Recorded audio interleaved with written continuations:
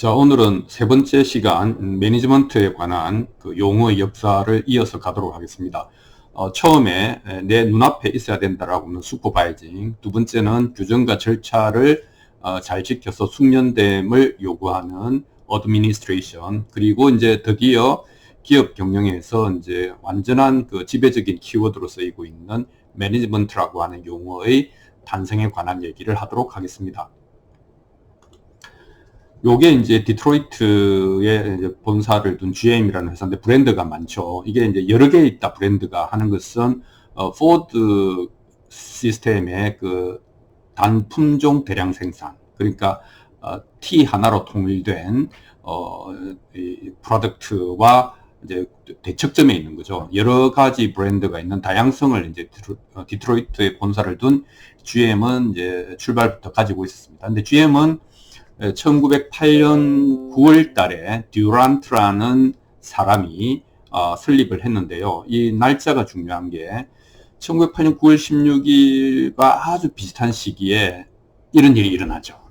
그러니까 같은 해 10월 달에 포드가 T형 국민차를 출시를 합니다. 그런데 당시에 가격이 $2,500 정도 되었거든요. 그러니까 듀란트가 GM을 설립할 때에 사업 전략, 사업 계획은 $2,500라고 하는 것을 기준으로 짜여져 있었겠죠.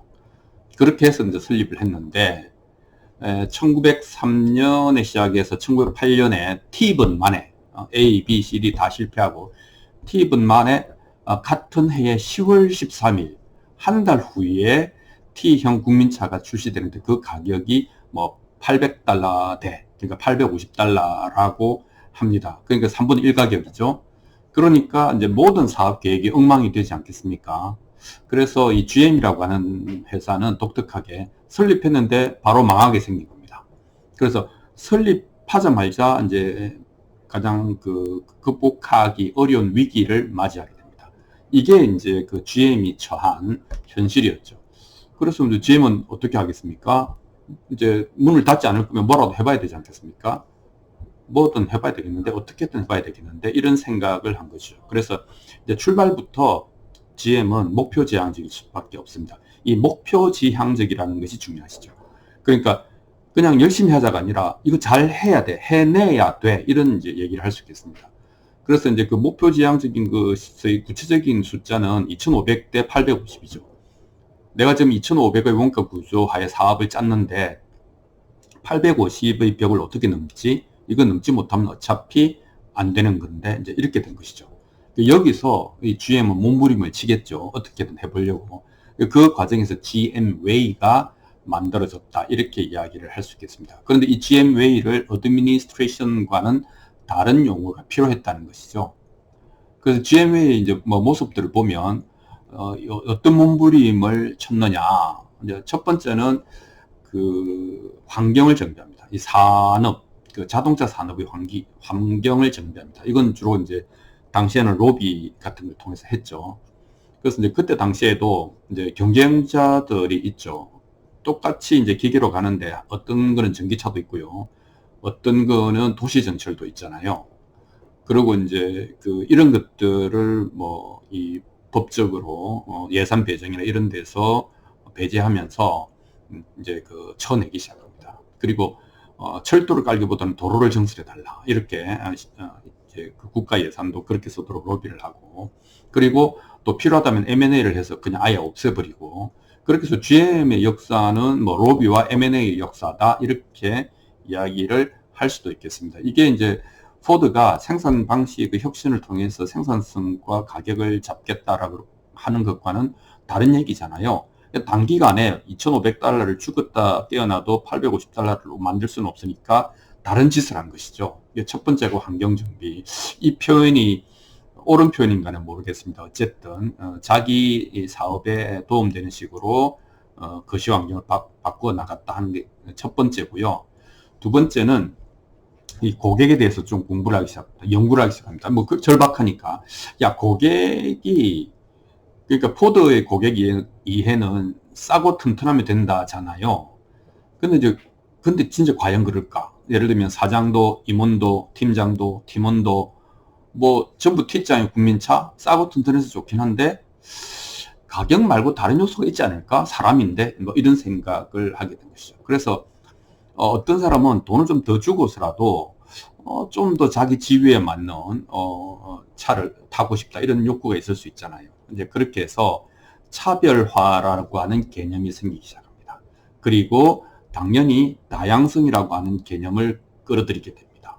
그리고 가장 중요한 것으로 야 고객에게 야 T자형 싸고 튼튼하니까 이거 타라고 하지 말고 고객님 어떤 걸 원하십니까? 원하시는 대로 다 해드릴 수 있습니다. 라고 하는 선택권을 고객에게 주자. 그게 이제 요즘 말하는 현대에서 말하는 마케팅 개념이고 마케팅 믹스고 뭐 제품의 라인업이고 그런 것이죠. 그래서 이제 그 선택권을 주자는 게 하나고요. 또 두 번째는 그 편의성.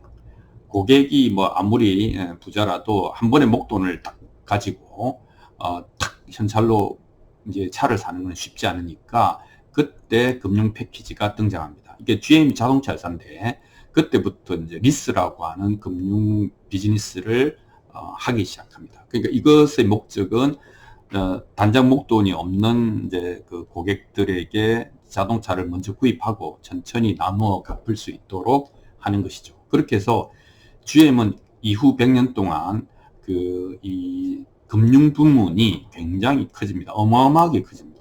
그래서 사실은 2008년도에 이제 그 금융위기 때 GM이 무너진 두 가지 이유 중에 한 가지 이유는 이렇게 금융 부문이 포드보다 훨씬 비례해서 타격을 직접적으로 받았다 하는데도 그 원인이 있다고 합니다.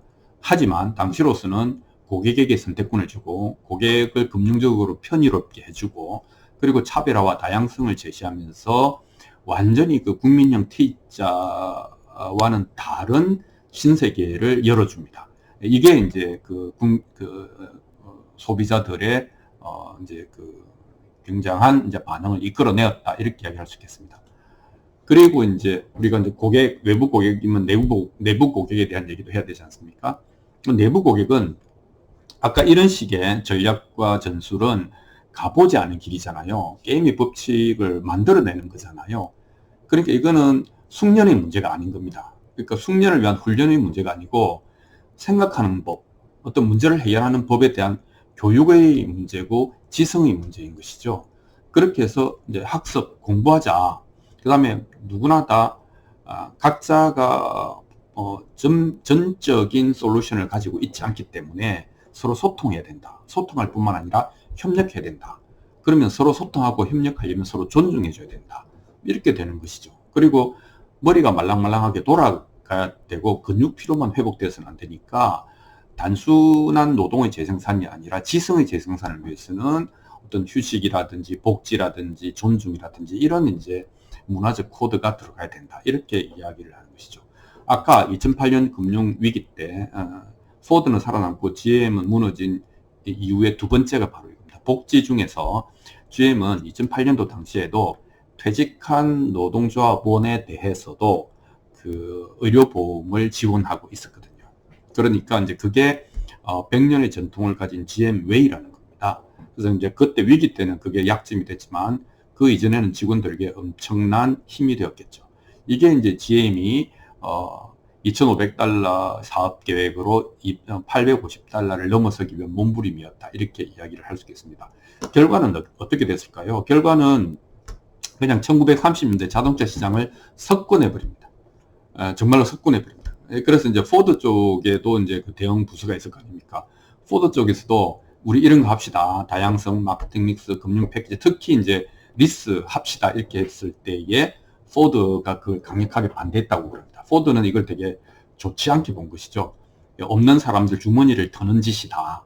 이거는 좀 바람직하지 않다. 이렇게 처음에는 거부를 했다고 합니다. 그러니까 영업이나 마케팅 쪽은 정말 죽을 맛이었겠죠. 물론 나중에는 이제 포드도 따라가긴 하지만 어쨌든 이렇게 해서 쉼페트의 혁신론처럼 초기에 시장에 엄청난 충격을 주면서 순간적인 독점으로 자동차 시장을 석권하는 결과를 만들어냅니다. 그러니까 이런 경우는 GM 같은 경우는 절박함이 영감을 일으키고 영감을 불러일으킨 것으로 끝나지 않고 혁신을 통해서 성과를 이루어낸 그런 전형적인 사례가 되겠습니다. 그러니까 이게 더 열심히 했다거나 더 뭐 대량 생산을 했다거나 이게 아니잖아요. 그러니까 이게 어드미니스트레이션이라고 하는 용어를 쓰기가 사실은 쉽지 않죠. 이런 짓을 뭐라고 하느냐라고 하는 것에 대한 용어가 필요했던 것이죠.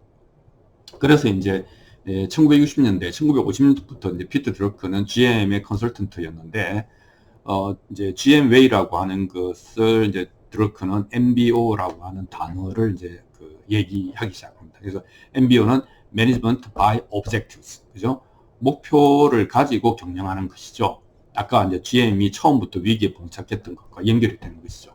요게 이제 하나의 뭐 이론, 뭐 하나의 기법으로 이제 MBO라고 하는 것이 나온 계기다. 이렇게 이야기를 할 수 있겠습니다. 자, 그래서 이거 그림으로 보면 모든 기업은 이제 현 상태가 있고 가고자 하는 그 미래에 도달하고자 하는 바람직한 상태가 있을 거 아닙니까?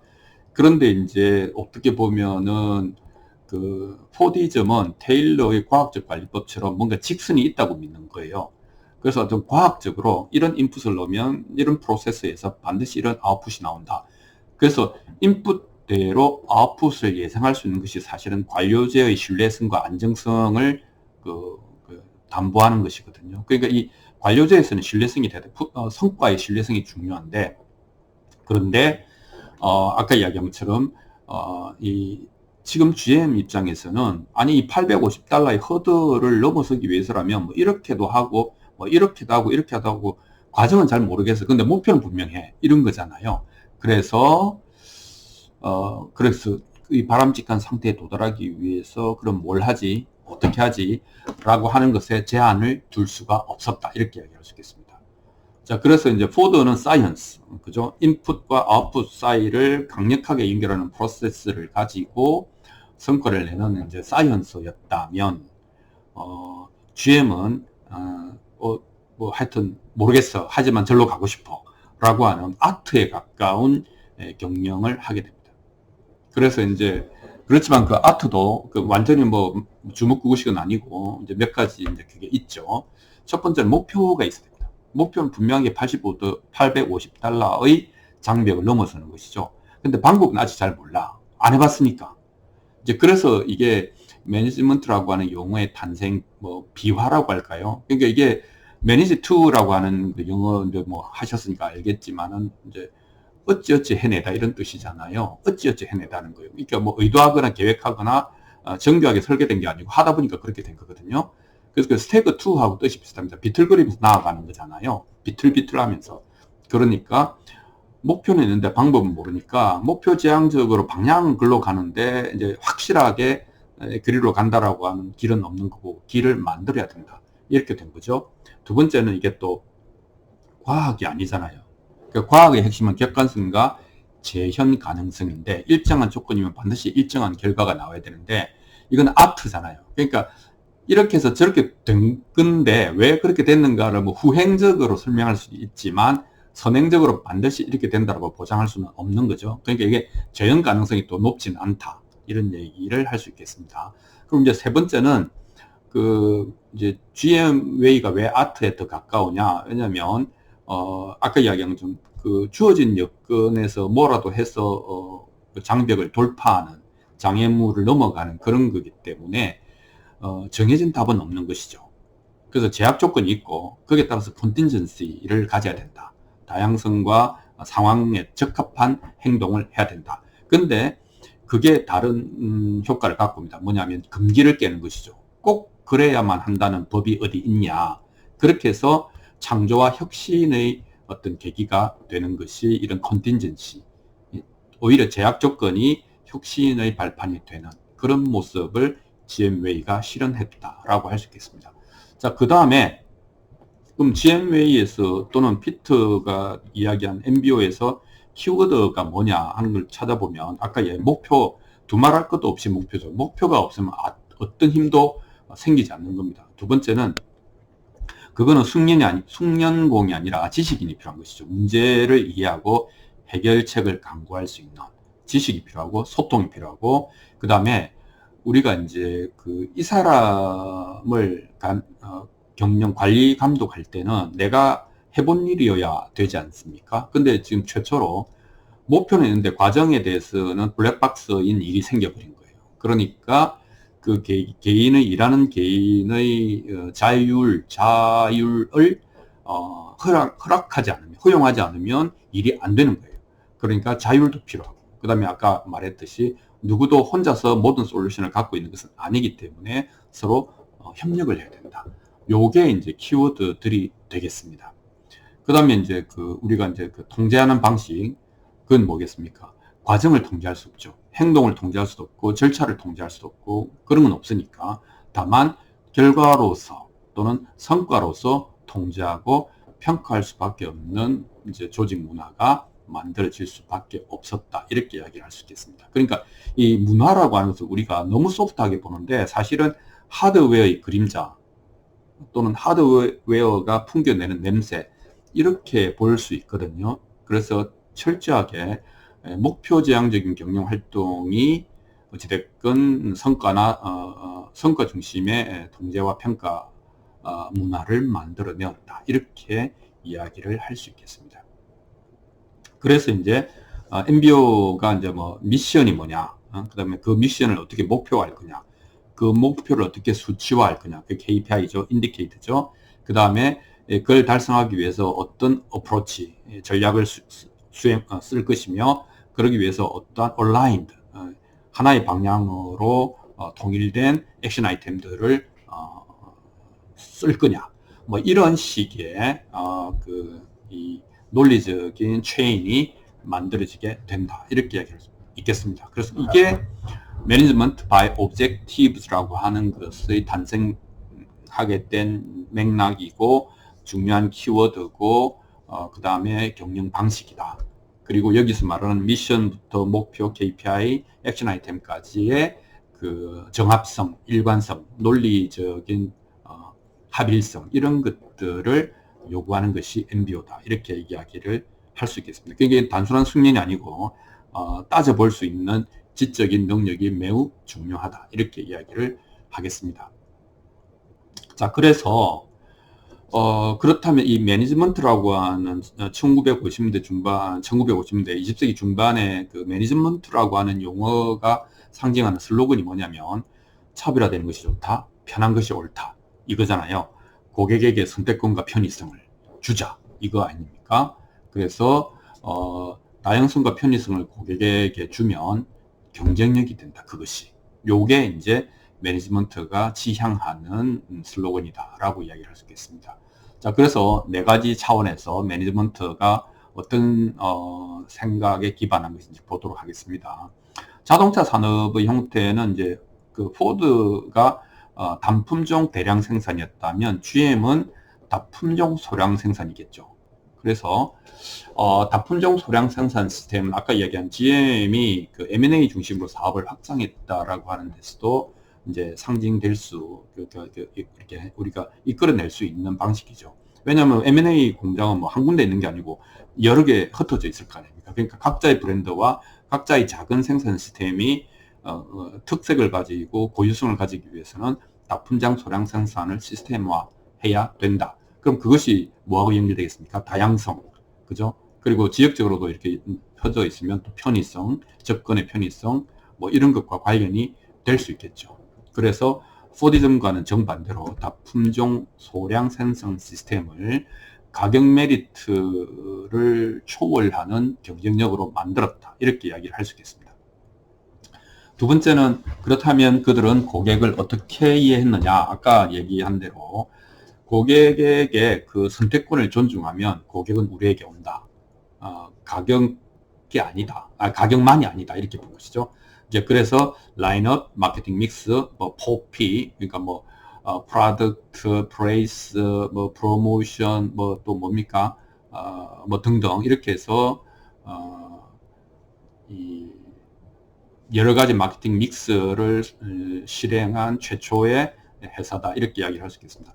그 다음에 이제 편의성과 관련해서 이제 아까 금융, 리스 금융을 통해서 고객들이 이제 주머니에 단장 목돈이 없어도 자동차를 사서 쓸 수 있는, 이게 이제 사실은 전형적으로 미국식 그 소비의 형태가 되는 것이죠. 그래서 먼저 사고 나중에 지불하는 이런 형태가 되겠습니다. 이게 지금도 이어져 가고 있죠. 그 다음에 이제 고객 이해는 내부 고객에 대한 이해와 처우와 대칭된다 그랬잖아요. 그 내부 고객은 뭡니까? 규칙과 절차를 지키고 숙련되면 되는 게 아니잖아요. 이제는 이해하고 뭔가 만들어낼 줄 알아야 되거든요. 그러니까 그거는 트레이닝으로 되는 것이 아니고 에듀케이션, 지적 능력을 내적으로 가지고 있어야 되는 것이죠. 그래서 숙련공이 아니라 논리적으로 사고하는 지식인이 인재상이 되는 겁니다. 인재상이 바뀌는 것이죠. 아까 이야기한 것처럼 그래서 그 사람은 존중받아야 되고 자유를 허용해야 되고 학습하고 뭐 그런 것들을 장려하고 그다음에 복지를 두텁게 해주는 이런 것들을 통해서 이제 그 논리적인 지식인이 일을 잘할 수 있도록 환경을 마련해 주는 것이 되겠습니다. 그 다음에 이제 일을 어떻게 보느냐, 관계를 어떻게 보느냐 하는 것은 일에서는 아까 이야기한 숙련보다는 지식이 중요하고 관계는 그 이제 교육의 절차를 강조하는 헬멧을 쓰고 군화를 신어야 되는 작업장보다는 훨씬 수평적이죠. 그래서 이제 드디어 직원들을 컴패니언, 동료라고 부르게 됩니다. 자, 여기까지가 우리가 세 번째 단어 supervising, 그 다음에 administration, 그 다음에 management라고 하는 단어가 나오게 된 맥락이고 내용이고 그렇습니다. 그래서 요게 이 MBO라고 하는 것은 이제 사실상 그 사기업에서 시작해서 정부의 예산 정책을 편성할 때의 중요한 프레임으로 작동하기 시작합니다. 근데 그게 재밌는 것은 그 이전에 포디즘은 아까 관료제나 정부와 관련된 그 이론 체계를 대규모 기업에다가 공장제 기업에다가 접목시킨 거잖아요. 근데 이 MBO라는 것, 매니지먼트라고 하는 용어는 이제 그 기업에서 이제 셋업 되어 가지고 국가 정부 그 운영에 있어 가지고 이제 예산의 편성과 집행에 굉장히 중요한 방식으로 자리 잡게 되고 지금은 각각의 그 유연한 그 적응성을 가지고 행정부와 기업에서 가장 대표적으로 쓰이는 경영 방식이다. 이렇게 이야기를 할 수 있겠습니다. 다음 시간에는 이제 80년대 이후에 등장한 훨씬 좀 이런 어떤 소프트한 의미의 그 리더십 혹은 동기부여 이런 부분에 대한 경영 단어인 리더십이라고 하는 단어에 대해서 말씀드리도록 하겠습니다. 감사합니다.